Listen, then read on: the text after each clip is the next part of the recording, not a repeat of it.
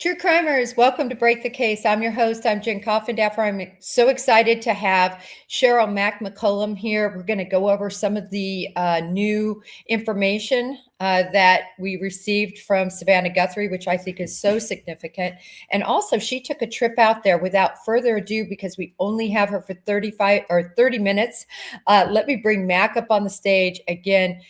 Decades of law enforcement experience, just wrote a book that's going to be set for release. I have the cover up here because, oops, not that one. Sorry.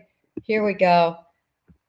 Add to stage. Swans don't swim in the sewer. In other words, we got to deal with a lot of bad people to get to the bad guy who did the crime. All right, Matt, come on up. How you doing? I'm good. How about you, honey? I'm doing good, doing good. Been busy. I'm so busy I haven't had time to do my hair. So I'm going with the visor look today. You look great. I call it my business visor. Lady, tell us about your trip, please. Woo! The day I landed, it was 107. Oh, From the drive to the airport out toward just any town. There were, I would say, 1,000 places that you and I would agree would be a great place to put a body. I mean, it is so vast and so dangerous and so isolated. It's just unimaginable what this search would really be like. But what I found was I even had a shovel. I thought I'm just going to see just how difficult it would be to, come up with a shallow grave. Jen, it would be almost impossible. That ground is as hard as cement. It's nothing but rock. It's hot as fire. It's unforgiving. There are all kind of dangers.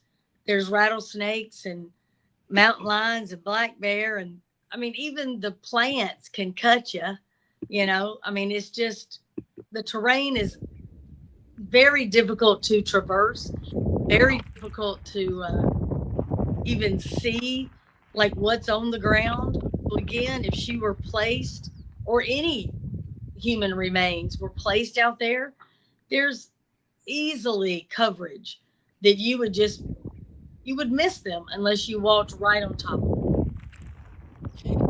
This morning I did just a tweet about this sort of. There are between 170 and 220, according to the ME of Pima County, found every year out in the Sonoran Desert. There's been over 4,000 bodies found. About 85% of those are illegal migrants that just succumb to the desert conditions that you're describing. But it's a dumping ground also for homicide victims. There's almost no better place, because here's the reality. You may have 11 to 14 days in your average climate that a human body is going to decompose. Out there, it's much quicker. Plus, you have this animal activity that's going to spread your evidence out and away from each other. So you're not going to have a body. You're just not. Well, the Catalina foothills where Nancy lives, it is dead set in that Sonoran Desert. I don't know if people understand that. Like, it's just like Las Vegas is really in the desert. It just built in the desert. Have you ever lived in the desert? No. In one of those environments? I lived, Mac, in Albuquerque when I was younger. And it is the most, even though the mountains are beautiful, it is so desolate, just like you're saying. It's hot. These deserts are so hot. I mean, I'm telling you, the canines, everybody keeps saying, why aren't they working these dogs? Why aren't they working these dogs? They can't. Those dogs couldn't work 2 hours in that environment. I mean, you really have to make sure that you're being hydrated and you're taking care of everything, because it'll come up on you like that. Yeah, it's so true. And I know a lot of people think that dogs, they're magical. Dogs are like humans. Some days they want to work, some days they don't. That's right. Some days they're into it, other days they're not. And even though they are so very reliable and talented, there's a lot of factors. And like you said, this heat factor with a German Shepherd, with this coat would be horrible for them. Horrible.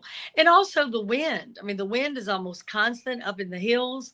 And, they're relying on this scent.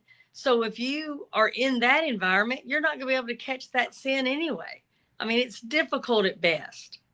And that would be early on. But let's be honest. At this point, let's just assume she's no longer with us. Day 58, Right. her remains would be, if it was out in an environment like this, down to probably just a skull type situation and some bones. Is that accurate in your opinion? Because I'm talking also about the wildlife that would scatter it. Listen, in that environment, I don't think we would have been looking for a body day 5 or 6, Mm-hmm. because with the elements plus the animal activity, and I'm not just talking about Nancy Guthrie, any human being out there, even if you're on a bike and you have a crash and you succumb to something, it's not going to take long in that environment for you to be down to bones. And again, as you're describing, animals are going to take the skull one direction, the humerus another direction, your femur another direction. There is no body, there is no intact remains. And so, in your experience, in terms of cadaver dogs being able to sniff something like that out in this environment, what's your experience or knowledge about that? They would be great. They would be able to do it, no question. Again, the problem's going to be how long can they work? Are they in the right place? And how bad is that wind blowing? A lot of people think the scent is on the ground. It's not. That's how the dog is moving, but the scent is in the air. So if that wind is blowing and you're upwind of it, you're not going to catch it. Right, exactly. What, in terms of the vastness, were you able to drive it? How long did it take for you to, what's the vastness of it? Because I don't have the acre. It is so vast. I mean, I'm telling you, almost anywhere I drove, I'd be like, yep, that'd be a good spot. They would never find her there. You don't even have to dig a grave. I mean, you could throw brush and rocks on top of a body and be done with it. You don't even have to do that. If you put her between the brush you're showing right now and some of those rocks, she would almost become indigenous pretty quickly. Again, you would have to be right on top of her to locate her or any evidence. Again, this is something you and I have talked about online and offline. How have they not had a shoulder to shoulder search, a real formal grid search, zone search? I mean, a helicopter's great, but you got to be right on her to see her. And we both know helicopters and drones really aren't great. I mean, they can cover a lot of ground, but the fact of the matter is, in search after search, even with people doing a search like this, you get spread out because of brush, because of ravines, because of rock formations, and all of a sudden your line is more wonky like this, and you can easily miss. That's why all these people get missed all the time. Brian Laundrie not found, Travis not found. There's so many. It's so hard to do it. Look at the Olympic Park bomber. We rotated our SWAT teams out there for years. That's right. He was never found. It is so impossible in these conditions, almost impossible. And I'll tell you, it's unforgiving. I mean, when you're talking about between cactus and other thorny bushes and rattlesnake, mountain lion, there's so much out there that can hurt you. Forget the heat. I mean, there's just a lot. I mean, there's nothing but small rocks everywhere, so you slide a lot. If you're trying to go down a ravine, it's like, being on ball bearings, basically. I mean, it's not easy to traverse this entire terrain. It's just not. Well, and I want to give right here, this is from Fox, so I want to give them their just due. This was Fox filmed out there right by Nancy's house going out into the desert. All right, I'm going to move on from this because I think we've made a lot of points here. And as far as the search parties, especially Cajun Navy, a 41-page report on what they would do, what they would bring to bear. Just, you know what I thought when that was turned down? Just summarily all turned down. I thought it was because maybe they know what happened and they like that she's in Mexico and they didn't want to have mud on their face when this all is done. And they said, oh, you knew she was in Mexico and you had all of these groups out there searching aimlessly, knowing she wasn't there. That's the only thing I can make sense. And that's a great idea. The problem is we're now past day 50 and they still have not produced anything. I mean, it's just, you've got Savannah Guthrie now telling us information that the sheriff has not.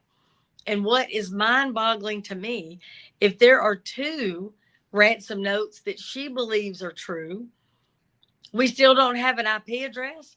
We don't have anybody tracking this guy in reverse in over 50 days. That, I don't know. It boggles my mind that any of this is laying out the way that it is. I agree with you, but I wanted to ask you about that. And here's a picture of this interview, right? I wanted to ask you about that. And this is it, just pulling the big nuggets, because I know we're tight on time. To me, the number one nugget were those ransom notes, because now if they are connected, that is how we find this guy. The FBI's been on it since day 4 in terms of probably cyber stuff. Would you agree? And did you see this? I know I saw it all throughout my career. When the FBI doesn't have the expertise, they actually go out and hire private folks to assist. Talk to us about that. Let me tell you about the FBI, y'all, if you don't know. Not only will they go and get the expert, the best that is in the country to help them, they will go get a criminal. Remember Catch Me If You Can, Frank Abagnale? They went and got him. Show us how these checks are being kited. Show us how you knew this was fake. Show us how you got this person on the phone to give you a loan to give this person more money. That's how you learn. I am one of those people. I believe in going to the source. If there is somebody smarter than me, not only will I invite you, I can't wait to get you here. That to me is the whole point. That's why you have, this reputation that the FBI does, that, hey, if there is somebody that exists, and I'll give you an example, y'all, NASA. There are things NASA can do with photographs the FBI can't. Well, get them on the phone. Let's utilize their equipment and their expertise. They do that better than anybody. And that's why I say day 50, day 51, day 52, what in the world is going on that we don't have any more just solid information, Jennifer? And how about this fact? How about the fact that this perpetrator that wrote the ransom notes, that now, at least if we believe Nancy or Savannah Guthrie, which I 100% believe what she had to say, I think she thinks those 2 first notes are real. I look at the actions of the Bureau, getting them all up on stage, making sure things were said correctly. They absolutely talked about the details in that note, going back to the house, being things, Harvey Levin spoke about it. Anyway, my question to you is with all the technology being used, the specialists that I guarantee, private companies that are being hired to help the FBI, how did this guy know that sending emails to 2 servers at 2 local radio stations, and then 12 hours later, so he could really get the play he wanted or she wanted, go to TMZ? How could they know this would be so hard to track? Because you got to think they had some knowledge of this. Well, I've said from day one, I think the person is young. It shocks me how much young people know about the internet and apps and different ways to manipulate the system. I think they're young, and I don't know what their background is, but they clearly had some indication of how to communicate without it coming back on them. But something that I gained from what Savannah said is when she said doors propped open, doors, plural. Mm-hmm. So I'm going to go back and I'm going to say again, I think this is one person. Here's the reason why. If you and I were going to burglarize that home or kidnap Nancy Guthrie, we don't need a weapon. We don't need a backpack full of crap. We don't need to go to her house on the 11th and on the 24th and on the 31st. We don't have to prop any door open in the back and then leave through the front. She certainly doesn't have to be bleeding. If you have more than one person doing any type of crime, you tend to get bulletproof. Like if I were to go into a bar right now and start running my mouth and somebody kind of gives me some attention, I may quit. But if I've got you and 6 other people in there, I'm going to keep on running my mouth because I'm not in this by myself. So if you've got somebody that's having to prop open doors, for what? Number one, that might give somebody that is up in the middle of the night and looking out their window, they know Nancy don't leave a door open. That may alert somebody. This to me seems staged, just like the flowers seem staged, the back door being propped open, the back lights being busted out, and the camera on the front ripped off. It's staged. If that person is covered head to toe and there is no connection to Nancy Guthrie, why take the camera? Just kick on in the door and go past it. They're not going to be able to recognize you any better if you're on for 30 seconds or a whole minute. But he spends a minute fooling around. Staged. One person. I love that you are sticking to your guns on the one person. And I know there's so many of us in law enforcement that are saying it's more than one. Yeah. And you are out there, and I tell you what, you're probably going to be right. We're going to be wrong that it's Listen, here's what I want people to understand that I'm doing. I'm following evidence, not stats or a theory. Even on the 11th, it's one person. You're telling me they keep sending this one guy up there and everybody else waiting in the car? Jennifer, if you and I decided, hey, forget all this true crime law enforcement, the money is in burglary. Me going to pick a house. There's no way we're separating. I'm not going to the front while you go to the back. They're not going to catch me on camera 3 times and you not at all. Never going to happen. Okay. Wait a minute. So listen to something I've had a huge trouble with, and that is the fact that people believe that this car is out in front of the house for an hour almost. I just don't believe that. I really believe it was called over. I really believe that's a HTIC antenna. So that would mean more than one person involved. So do you think that literally he drives up there, parks right in front of that drive, that walkway, and leaves that car there for, we know, 41 minutes it was left there? Believe me, I don't think he was in the house that long, by the way, and I'm going to talk about that. But and get your thoughts, and maybe you've changed your thoughts since that 212 video information came out. But talk to me about that. Do you really think he's going to risk this unknown vehicle being parked right out there for all that time? Yes. Here's the reason. If you look at the house and the way it sits, the best field of vision that you have as a neighbor from the front, you cannot see another home. You can't see her front door or her driveway, even in broad daylight. Oh my gosh, Mac, where are you? Uh-oh. I'm here. Mac, you went away. Go ahead. Okay. But even in broad daylight, when cars come up, there's so many trees, they can't even tell who's getting out of the car. So at 1:30 in the morning, 2 o'clock in the morning, nobody is seeing that car. Nobody's looking for that car. And it's dark. And it's parked because the blood tells us that. The blood stops right where you would put somebody in a car. No question about it. No, I mean, it's dark. It is so dark there. Oh, it is so dark. And I'm just telling you, the way the driveways are, like this is her driveway. Another one is going to be way up or down. It's not like straight in front where you have a neighbor, you can see him coming and going. You can't. You just can't. And so your view on the doors, plural, which would be those back doors. We know the front door wasn't popped open.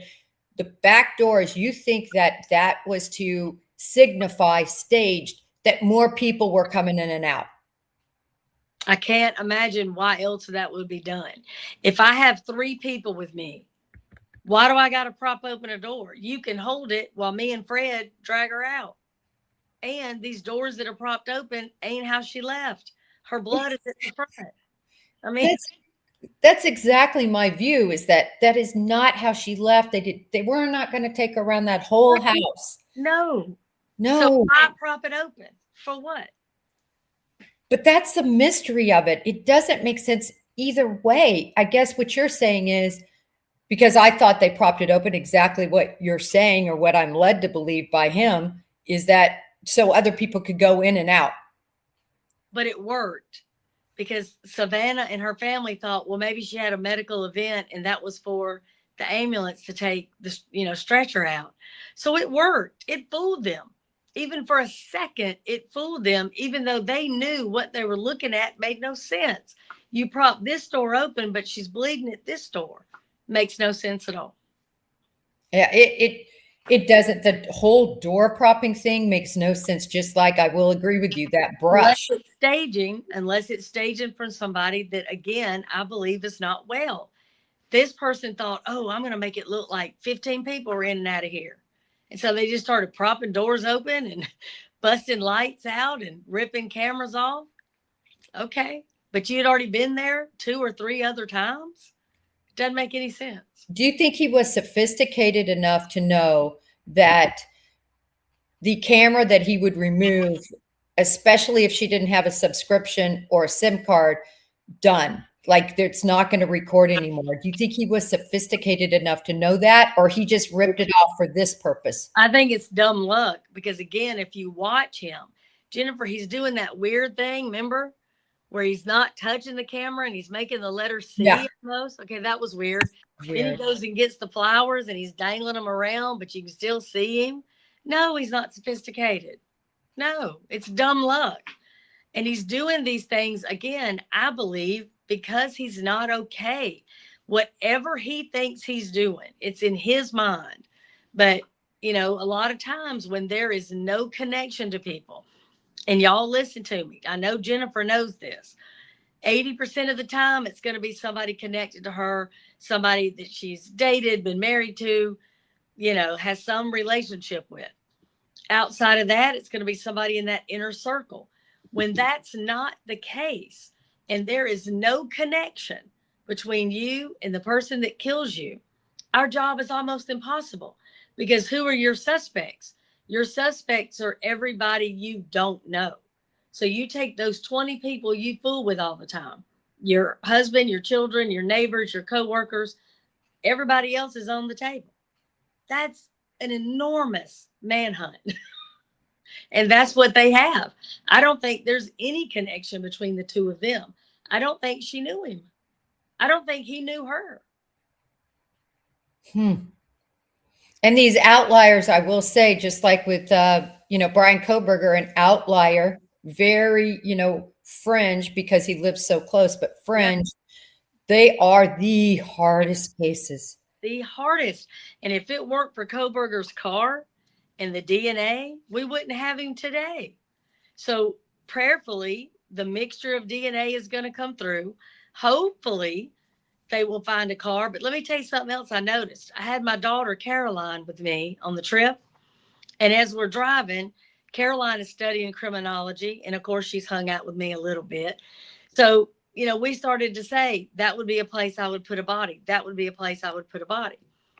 As we're driving, Caroline realizes, we're in a rental car.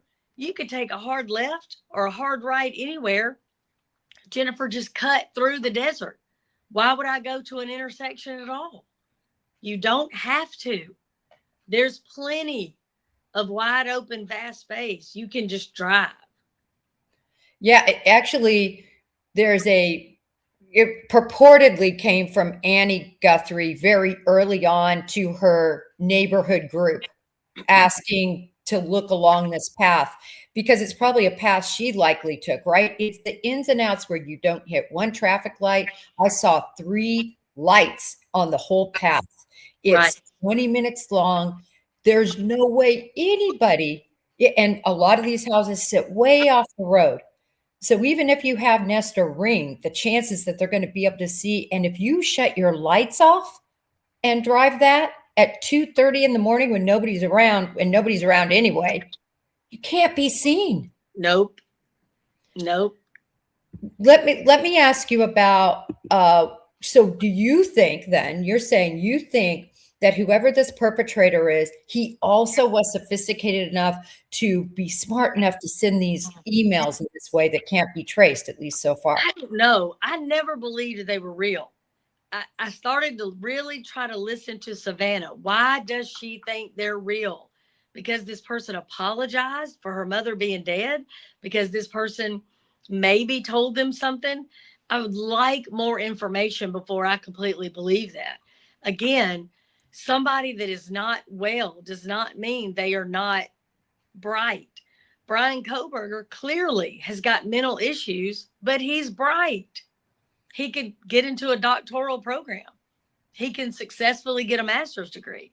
So, do I believe this person could figure out, hey, you can send an anonymous email this way? Yeah. Okay, let me ask you about the no shoes and pajamas. Mm. A, where do you think that information came from? And B, do you think it was a huge mistake to mention it? At this point, I don't think it's a huge mistake. Maybe it's something that was in the letter. If that was the case, that's great information. There's a possibility that the third, transfer print that you're seeing on the towel, maybe that was from her foot. It had blood on it. I don't know, again, what they were able to see in the home, but I have to believe she started bleeding in the house. If she was barefoot and stepped in some of the blood and then stepped again and stepped again, that transfer print, that would make sense to me. If she always had like her little bedroom slippers by the bed and they were there, that would make sense. I don't know that the family would know every single pair of shoes she owned, but I have a feeling her house was pretty organized and there may not be any shoes missing. But again, I think they know from inside that house, or perhaps from one of the letters, that she was in fact barefooted. So I, hypothesized that she was so fastidious. This house was a 1970s house, bought in 75, with the little brown doors that slide typically. I can just see her shoes all lined up. How fastidious she made these hospital bed corners in her bed, right? I can just see this woman and the caretakers are Annie and Tommaso. It makes all the sense in the world to me that they had helped her. Remember, her biggest problem, her pain problem, was her back. Right. Right. And you know how when you bend over with a bad back, I've had one. My back is fine now, but you can barely touch your toes. I could see them helping her with their shoes on, knowing what nighties she wore, seeing that nighty's gone. She doesn't seem to be a person, and I don't know for sure, but that's like a hoarder that has so many clothes. And this is a fastidious woman. That's how I see her. So I think it would be easy for Annie and Tommaso, Tommy, he likes to be called apparently, that it was missing. Agreed. And I also think they came in, she's got limited mobility. So it's not like if you come in from tennis and you kick your shoes off right at the back door, and then you come in and put on, other shoes to go out to dinner, and then you're watching TV, so you kick them off right there by the sofa. You may have shoes all over your house. She's not going to. They've got to be in a place where they're easily accessible to her, because I don't think she can walk very well without them. I don't think it's just the back pain. I think she's got other pain, but I think the back pain, sums up why the blood spatter looks like it does. I had theorized she was hurt and she was bent over, and that's why you see that one spot where they're almost a perfect circle, because when you're hurt like that, you move a little bit. And I think that's why it's dripping like that. She's hunched over. I still think carried, but 150 pounds of dead weight. And what I mean by dead weight is not her being dead, but just, Right. belt could be over the shoulder. But over the shoulder, could have been like this. Yeah. Yep. Agreed. So many question marks with that. Anything else stand out to you about Savannah's epiphanies? I think she is, if I had to guess, and this is just me watching her, when she says we still don't know anything, I think she's getting fed up. And I think that she believed this was going to go very differently, very quickly. And by her saying that more than one time, we still don't know anything. I think that's why we're going to keep hearing from her. Yeah, I gleaned the exact same thing, even though I think this was threefold. For me, this was a threefold reason she came forward. One, she wants to get this back in the news because it was starting to get cold, not behind the scenes, but in the media. Sure. And then number two, I really think because she was ready to go on the Today Show, right? April 6th, you kind of have to have this cathartic moment before you're sitting there with a cup of coffee going, "Good morning, everyone." Yep. And talking about some fluff human interest story, right? Excellent point. Yes. Kind of have to have that. And then finally, I agree with you. It wasn't exactly a poke, but it was kind of a poke to law enforcement. Say, we don't know. Her whole demeanor changes when she says that. And just let me tell you, the FBI, my department, she would have been assigned a liaison. Yes. How is it she knows nothing? That would not be the case. If the family has been cleared, which we have every reason to believe they've been cleared, she certainly was not in town, right? So she has to have been cleared. How can she possibly say repeatedly, we know nothing? Somebody should have sat with her and said, this is why we think this note is real. This is why we think these aren't. This is why this man has been arrested for a bogus one. And walk her through what the blood looks like. What does it tell us? She should know that. She should know, where are they searching? Are they just hanging back waiting for the unknown male DNA to come back from the mixture? I don't think that's okay. You should be wanting that to come back, but that shouldn't be what you're waiting on.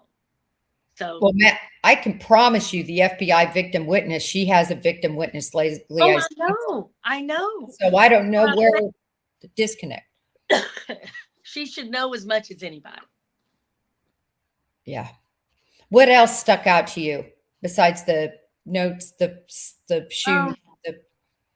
I mean, I think those are the big things for me, but I think overall, again, she's just opening up her chest and letting you see her heart. I mean, she can't sleep. I would imagine that has got to be true. She's in anguish every day. She said it point blank. The not knowing is the worst part. Yeah, it was heart-wrenching. And what did you think of the backlash of that, where people more than ever online? I heard an FBI agent say it. There's another homicide detective with a YouTube show. There's a lot of people that say, "Oh, see, they're definitely involved." It's just like, well, if they're involved, I cannot believe that the FBI for 50 days hadn't been able to put that together. They've had their phones. They gave all their electronics, their car moved. They have cameras too. So they know when they left and came right back and they didn't leave again. They know from Nancy's house when her garage door engaged and when it didn't. She had cameras all over creation.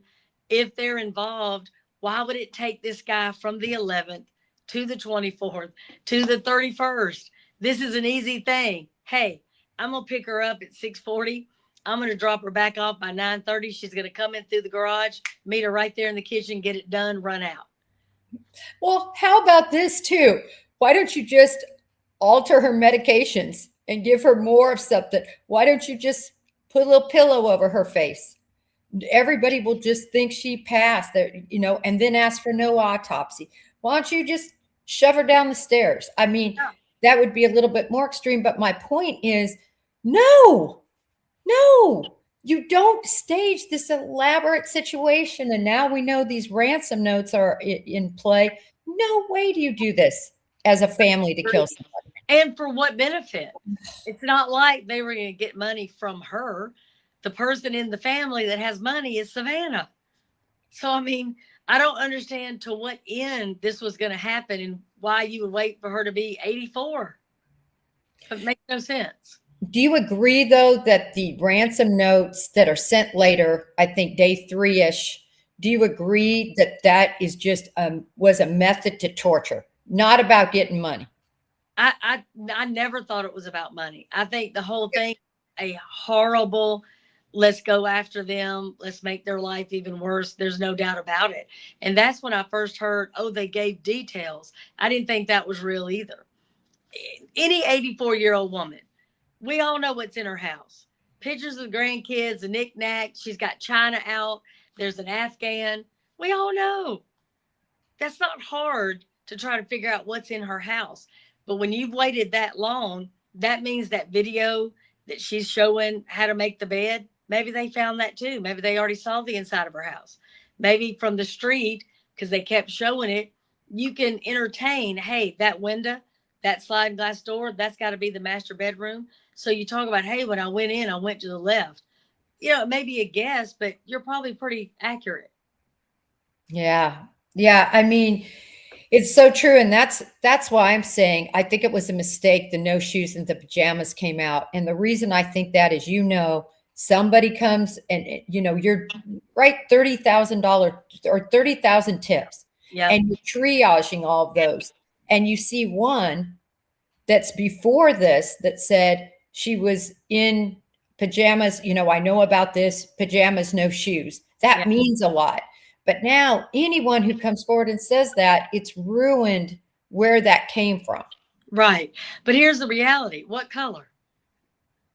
Yeah, you're right. You can ask way more detailed. You certainly have to know. And when you say pajamas, was it a nightgown? Was it a little pants and a shirt? Still tell me. I mean, you would know. She doesn't have her glasses. She doesn't have her hearing aids. She doesn't have on shoes. Can you imagine? I mean, I'm not 84, but my feet are more sensitive now than they were 20 years ago.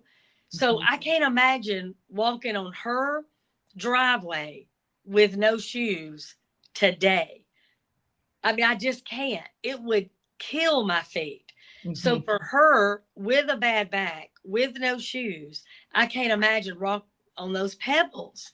I just can't. She had to be in excruciating pain getting to the car if she weren't carried. And again, the drops tell us it almost appears she was walking, but I don't know. But I just know she was in major pain. And even in the car, she was in pain. She couldn't see, she couldn't hear. That had to have been on top of being petrified. I mean, everything is wrong. Everything. Nothing is at her benefit. Nothing. She can't see properly. She can't hear properly. She can't walk. She can't run away. She's hurting. She's scared to death. I mean, my God, Jennifer. Well, that's what I said. I mean, just the fact that she could actually have a medical event and die right there because of hypoperfusing. Yeah. Basically, blood pressure drops because your pulse is through the roof, because your respirations are off. You can't breathe. This happens all the time. That's why you have to really account for that, because sometimes people can just be hurt in a non-fatal way and they die because of the reaction of their bodies. And let's talk about one more thing before I've got to go. Yes. His sophistication.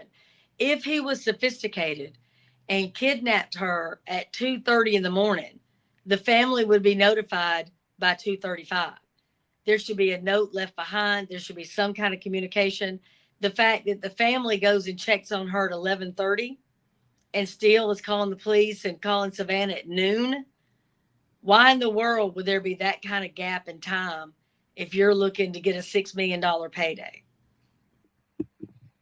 Oh, I know. I totally get what you're saying, but I think the days of leaving, I will say this, I think the days of leaving notes behind are sort of gone because of social media and the way you can communicate electronically. So I wouldn't think that anybody who would commit this crime necessarily would communicate that way. But yes, I totally agree. For me, you stand zero chance of getting caught. If you print something off a printer and you've got gloves on your hand, you leave it behind, there's nothing. But if you do anything electronic, there is a footprint. There is a way to now start tracking you. And again, why wait? I mean, 2:30, 3:30, 4:30, 5:30, 6:30, 7:30. Come on. But what about if she's dead? If she's dead, you don't have a guardianship. I believe she was already dead. But then why try to ransom her at all Because again, a lack of sophistication, you don't think they're going to ask for proof of life? Again, not sophisticated, not a pro, doesn't know what he's doing, but he may have some understanding of a computer to say, hey, I can send this and nobody can track it. I mean, so far, we've got 50 something days and it's been true. Yep, you're right. Well, Mac, I want to totally honor your time. Thank you so much for being here. I love that you're sticking to your guns on this one perpetrator view. I love that. That's my Mac. So Hey, anyway, I will let you go. Any last parting thoughts? no, I just think, like Savannah, I think we can learn a lot from this. And I think if we just follow the evidence and again, prayerfully, the DNA is going to come back and give us a suspect. I still say this is not going to be solved in a war room. It's going to be solved out there by somebody from the general public. Mm-hmm. We 100% agree on that. I think Porch Guy, that face, somebody needs to come forward with that. It's unbelievable. And by the way, these emails need tracked. Agreed. That'll probably break before the DNA. I would love for that to be the case. Yep. But thank you, y'all. Thank you so much. Thank you. Everyone, that's Cheryl McCollum. She is absolutely fantastic. I want to put her book back up here. And I'm sorry if you guys hear that click. Here's her book. Swans Don't Swim in a Sewer. And I just love this name. Mac doesn't, oh, actually, Mac has Zone 7. Zone 7, I think, is her channel. You know, she works. And so, you know, she does this literally. And thank you so much, Melody, for joining our show and being on our channel and becoming a member. I tell you, Mac works. And Mac and I think one of the biggest reasons we've always just hit it off, and we've known each other probably close to 3 years now. The reason is we come from such a same space of decades of working cases and being out there in the trenches and just loving what we did. And now we're in this social media space for the same reasons. It's such a great feeling to still be sort of in the mix and be able to give back in a sense, or, you know, educate at least from our lenses for what that's worth. And to do that. And I know she had kind of that calling, if you will. For me, it was Gabby Petito when I was playing tennis constantly. And I was thinking, geez, I'm not giving anything back. Yes, I was instructing, but it just didn't seem to be enough. And so I think for both of us, this really feels kind of that, a little bit of that void of kind of wanting to give back in a sense and be in the mix with all of these cases. But she's an author too. She wrote this book. She's got another book, but this book is coming out, and you can get it on Amazon. And I think there's a pre-order list. So if you want to hear what this is actually about, a murder that she investigated. And as I recall, it had a lot of twists and turns. Obviously, I haven't read the book. I'm going to beg her to give me a signed copy. But Swans Don't Swim in the Sewer. I really recommend y'all get that. I love having her on the show because she gives us her stick-to-itiveness of a POV. Look, she is, I can tell you, I think, she is pretty much the only one out there that has significant law enforcement in their background that's saying, hey, this is a single perpetrator. They staged this crime. You heard her. They propped open that back door so everybody could think an army was in and out. They grabbed that, ripped off now we know it's ripped off. It wasn't removed. Ripped off that front door camera, again, to make it look like this, you know, hit and run, right? Run in, grab her, go. But she believes, and has always believed, if you look back at our first live, both really thought strongly that this is about an absolute hit against the Guthries. This is about the pain and suffering for the Guthries to suffer. and that the ransom notes that followed weren't about getting money. And I'll always say that they were not about getting money. They were about traumatizing this family. And now we know two are attached to the crime. That's the piece that's really, I think, difficult.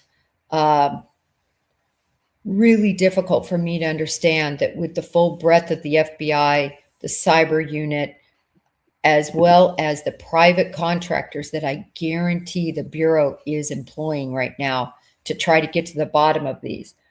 How can you have not three separate occasions, literally 3 separate email servers that received these notes, 2 of them, and then 2 to TMZ. So now you have 6 isolated incidents where these notes came into the servers. Remember, there's 6 notes now. There's 6 notes. Savannah. You know what, though? If I remember right, how Savannah says it, I think Savannah says, and thank you so much for that, Adorna Design. How she says it, and I need to go back and double check, but how I interpreted that is I thought she said, I haven't seen all the notes. I thought she purposefully, remember, she's a professional communicator. She does this for a living. I thought that that's why she said that in that way. We haven't seen all the notes, meaning I haven't seen all 6. Remember, she says she thinks 4 aren't real or several aren't real and 2 are real. So I know what you're saying. She says something like, look, we haven't seen all the notes. I think she puts the word all in there. I'm going to go back and double check myself, Adorna, based on your comment there. But how I interpreted that is, listen, we haven't seen them all, but these 2 we think are real. And listen, it makes sense that the Bureau would show her these 2. Remember, they asked for a public outcry from the totality of the family. And so maybe she didn't see them. Maybe they read them or told them about them. That's the other thing that, there's, to me, a caveat in her language. You cannot see the notes, but the question really should have been, do you know what was in the notes? But the way it was asked and answered, I think gave her a lot of room for, I didn't see the notes, but I think she knew exactly what's in those notes, and that the FBI also believes that those notes are legitimately tied to whoever did this crime. Again, legitimately tied to whoever did the crime doesn't mean that those individuals were really wanting to get ransom. I still have to stay with my Occam's razor. Taken for the purpose of abduction for money, she dies. And this person, though, I truly do believe, no matter who did this, has an absolute axe to grind against the Guthries. Because, and I say that now, because we have to add, as facts come to us, as you're investigating something and you learn new information, the minute we learn that 2 of those notes at least are believed to be tied to this abduction, it changes the whole case, because it changes the motive. Because now you're not just looking at an abduction gone bad. You are looking at somebody far more evil, if you can be far more evil than stealing an 84-year-old and likely costing her a life. Now you're looking at just continued sadistic preying on this family. So, yeah, anyway, love to have Mac on. I want to totally switch gears here and say that 2 things. We have something very new on the channel for channel members. And for channel members, there are these special emojis, if you will, that we are going to have. And I think they're available now. So that if you're a member and you want to express kind of a feeling, we've got everything from an FBI badge to a heart for Nancy, and ribbons, yellow, to break the case, like I love break the case, and the heart's breaking, all these different emojis that you can put up to make a point.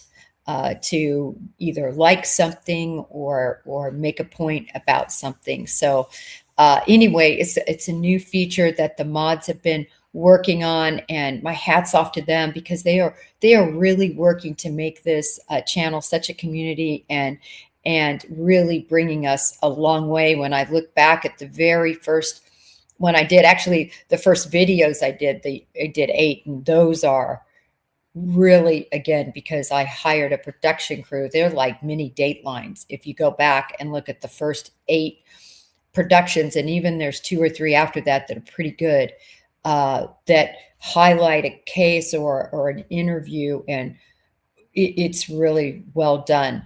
But then when I did my first live is what I'm referring to, that was so expensive to do those productions. I can't even express how expensive those were.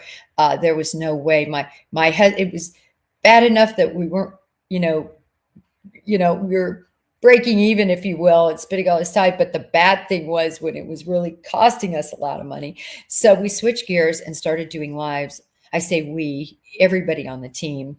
And when I look back at those original lives compared to now, because of the team behind me, so much better. And because of all of you, there's so many more of you now. I know compared to this weekend, we have a light show here, but I appreciate all of you who are in chat.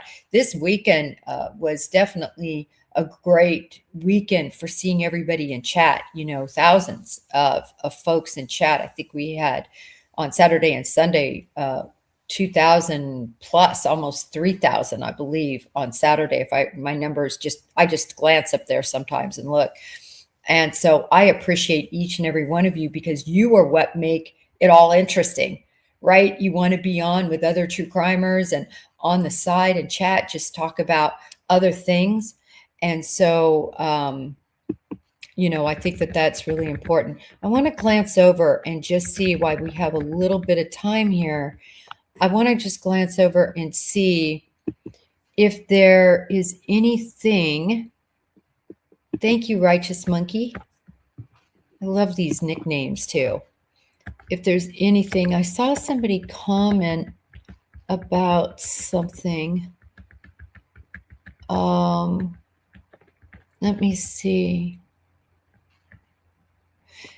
Did I do a live on General McCaslin? I don't think I did a live on him yet. I thought I did. Need to look back. I'll do a live on McCaslin, but I think I already did. Isn't that terrible? I don't know. When you do a live every day, you forget because I have the Twitter space and also mainstream media. I've been on a lot in mainstream media about McCaslin. Like Mac is sticking firm with her beliefs on it just being Porch Guy and no one else. I am sticking firm on McCaslin, and that is that the retired general who left without any of his normal watch, he didn't leave with his cell phone, basically left so you couldn't track him, left his glasses. And we all know, for those of us who need glasses, and he needed glasses. I have great long view vision. I cannot see anything up close. He's the opposite. He wore glasses every single day. He needed his glasses. He left those behind. He took a 38 caliber revolver. That is not a gun that you would bring to ward off animals. Plus, if you don't have glasses, you can't even see to look. He brought his identification, which I thought was important because I think he wanted to, when he is found, to be identified. He went into, he's an avid hiker, well knew the Sandia Mountain foothills. That's right outside of Albuquerque, where I used to live. He went and found a private spot, I think, and took his life. I don't think this has he was 13 years, everybody, removed from his employment with the government. There was nothing he knew that other people wouldn't have known about aliens. The aliens didn't take him, and I don't believe any, one in private industry that wanted his secrets took him. I don't think it was anything like that at all. And I think this has been spun into something it's just not, for many reasons, because Nobody's interested in a older man. He was in his 60s, so not very old, but he's still older. And we knew, by the way, when he left, and this is an important detail people just seem to be leaving out, he had a mental issue for a moment. It said that he was in a brain fog, I think is the exact quote from his wife. He was in a brain fog. I think he had, and for whatever reason, he was still working. He was a chairman on a board. So he was still definitely able to contribute, but we don't know what was going on with him behind the scenes and below the exterior. So now I guess I don't need to do a live on General McCaslin. I am dug in on that, and I could be wrong. But again, like Max says, you take facts and you follow those facts. And unfortunately, we don't get the whole case file, but this case has been really public, and people who are trying to tie that poor other woman who went hiking, who actually was a rock scientist, by the way. But they did work together, I think, for a very short stint. She was actually in California, in Los Angeles. He was never there. But nevertheless, she went with a significant other. I think it might have been her husband. It was a significant other. I need to look at those details. She went hiking with somebody, and it's that guy that says she just disappeared. Come on, everyone. He's the one that's under suspicion, the person that reported. I mean, we just watched a trial where a doctor tried to kill his wife, and she lived to tell about it. And thankfully, he was charged with attempted murder. So, I mean, it's the perfect scenario. You go on a hike with the person you're angry at, you want to get out of the relationship, and then they just die and disappear, and nobody knows because you're in the middle of absolutely nowhere. You come back to civilization and you tell them whatever you want to tell them, send them to another place where the dog searched. But to me, he is the number one suspect. And not only to me, I think law enforcement, from what I've read, we're headed in that direction. So the fact that she's a scientist has little to nothing to do with her disappearance. That's my opinion. It's just trying to weave together the fact that two scientists disappeared in the desert. And that's your nexus for saying, what? The government wanted to get rid of them?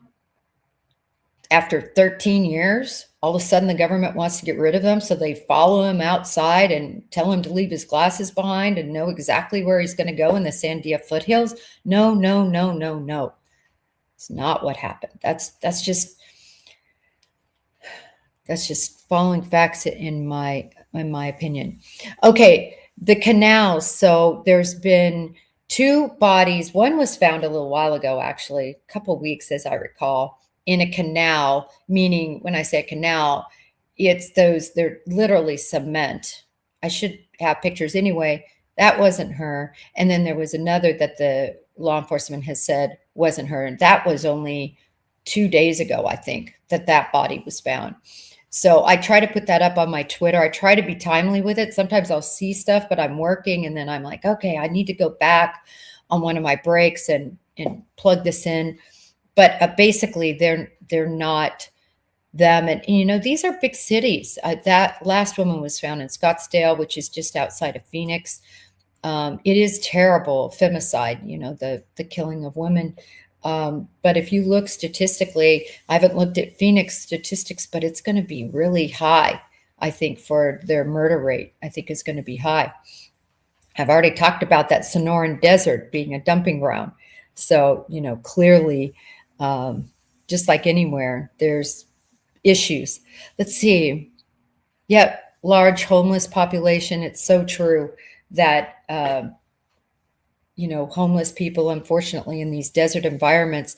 Max said she was out there. Did she say it was 126 degrees when she landed? Thought that's what she said.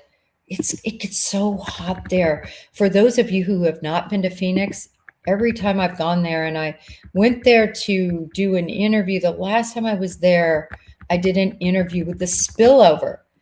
Let me know in chat. Does anybody know what the spillover is? It's actually a really fun show. This gal, she's young, vibrant, full of energy, and her show is really about woman stuff. It's just a whole collage every show she does about just things that women would care about. Mostly, I think her target audience is probably more 20 to 40, but it hits us all, right? We're all women and we all go through the same things. And so she flew me out there and we had the best talk at this beautiful Airbnb that sat up in Scottsdale, up in the mountains or up in the foothills, I should say. It was absolutely stunning. I took a lot of pictures because it was so pretty. If you have a chance to catch it, it's the spillover. And we talked everything. We talked about my attack, talked about the FBI, talked about interesting cases. We talked about, at that time, Idaho 4 wasn't adjudicated yet. I think we talked about Delphi. We talked about a few cases. So she did a good job of, even though it's not a true crime channel at all, she did a good job of asking a lot of really good questions. She's a very good interviewer, and she's so pleasant and so fun. So anyway, check out the spillover. That was the last time I was in Phoenix. And I want to be honest, I got out of the plane and walked outside to catch, I think they sent a car for me. I breathed in and it felt like how I would imagine if I decided to put my head in my oven and close the door.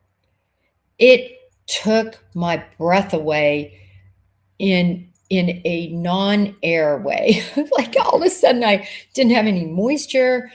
I just, the breathing, it's crazy. But again, I was there and it was 100 and gazillion degrees. It was hot, certainly hot for me. And especially coming from, I think I flew in from Texas, coming from those more moist environments and non-desert climates. It's hot. And that's what Mac was talking about, even the search teams looking for her and, the conditions that exist out there. Again, Mac is convinced that Nancy Guthrie was taken by a soul actor, porch guy, who again was seen on the 11th, on the 31st, on the 1st. On the 1st. I want to bring that up because, people blowing off the 31st. I saw somebody interviewed and they're like, well, the 31st. No, the 31st is important because it seems to me that he did a site survey or some looking on the 31st. It wouldn't have been mentioned separate. And then, of course, the incident on the 1st and then the 11th. So this person was resolved, or persons. Mac believes it's a wackadoodle. It's a complete outlier. Somebody like an Alan Hinckley that would want to do this to her, that would want this family to suffer. That, interestingly enough, it could be over nothing, everyone. It could be over being slighted. It could be over something Savannah Guthrie said on television 5 years ago. It could be, there's so many things that could be the motive. And I fell in line with that, at least very much considering it early, but then went to the Occam's razor approach. But when you look at now these two linked notes, that's where the whole complexion of motive changes for me, because now you're just looking at torturing the family. Everyone, I want to thank you all for being on today. For those of you who are $3.99, I think is our top, that's a month, members, we're having, it's not a raffle, but I'm just going to have randomly draw one person, and that person is going to receive FBI memorabilia that I have. I'm going to just put it together in a little package, like a patch and a pen and a coin, likely those things, and maybe something else special, and put in a little package for you. So it's not like a raffle where you have to buy a raffle ticket. Just by being a member, your name will be put in the pot, and we'll do a random drawing. When is that going to happen? It's going to happen the minute porch guy is arrested. I gave it 6 months. We'll see. Hopefully it'll be sooner than that. I really do believe they will solve the crime. If we don't have any movement 6 months from the FBI when they got involved, then I will pick a date to do that handout because I don't want to wait forever. But I'm really hopeful. I'm hopeful now, knowing these two ransom notes could be at play. I'm so hopeful that they can figure that out. They need to hire the best of the best. I'm working on having one of the best on. He worked for Lockheed Martin. He is an IT phenom, been hired by many groups, works for NASA in terms of contract work right now. I'm working on getting him on. I wonder, I got to tell you, I did this report. This was probably 2 years ago. I did a report and my entire computer crashed. This wasn't just your normal crash. This was like nothing was left. And I sent it, of course, to the company I work for, sent it to them, to their IT specialists. And they have a whole gigantic company that they contract with that handles all of our IT issues. Sent it to them, actually took it to them in Virginia, had them work through it. They couldn't get anything back, nothing. So I called him, Mr. Chu, and I said, listen, my computer is gone, dead, nothing. He took it. He had it probably 5 days. He went in and and if I have him on, which I hope to, he literally created some sort of program in the computer. So he goes in my computer, gets it up, at least so there's life, and he creates a program to find the document I needed within its own interworkings. I was like blown away. He found my document when a huge company that we pay thousands to could not do it. And of course, our in-house IT people can do it. This is way beyond all of that, way beyond even IT workers that, can handle, your blah, blah, blah, blah, blah. This guy configured a program to search to find that document somehow. It was just incredible. Anyway, I'm going to ask him to come on because I am curious how he would handle something like this, how he would look for these emails, what avenues can be taken. For somebody who has no expertise in this department, I want to know what's happening. I really want to know what's happening behind the curtain. They got to be working on something. All right, everyone. I want to thank you all for being here. I really appreciate it. I know Monday mornings at 8:30. I hope this is a good time frame. If it's not, let me know in chat if you guys think 10 o'clock is a better time frame or that earlier 7 o'clock is a better time frame. You guys just let me know. I will work with it. Wednesday, we're having Dr. Fitzpatrick on, who was the originator of using IgG to solve crimes. She's going to be great. I can't wait to talk to her about this case and some of these developments and her theories. Friday, we have lawyer Schiff on. We're going to talk to him about looking at this case through a defense attorney view. What are the problems? What are the issues? And we're just going to get his take also on what he might think happened. Thursday is going to be rough. I will have to do an early morning show, probably a 7 o'clock show. So mark your calendars. I've got to look at that time frame, but I think I'll probably do about a 7:30 show. So about an hour early on Thursday. And then tomorrow, I'm actually looking at having search and rescue guy who I've had on before, who I absolutely love. He used to be with Adventures with Purpose.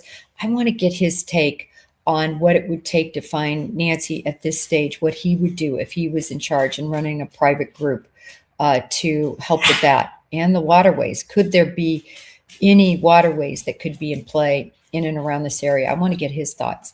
So that's what we have coming up, everyone. Again, thank you so much. And until the next time. May justice be served for the Guthries and for all the missing.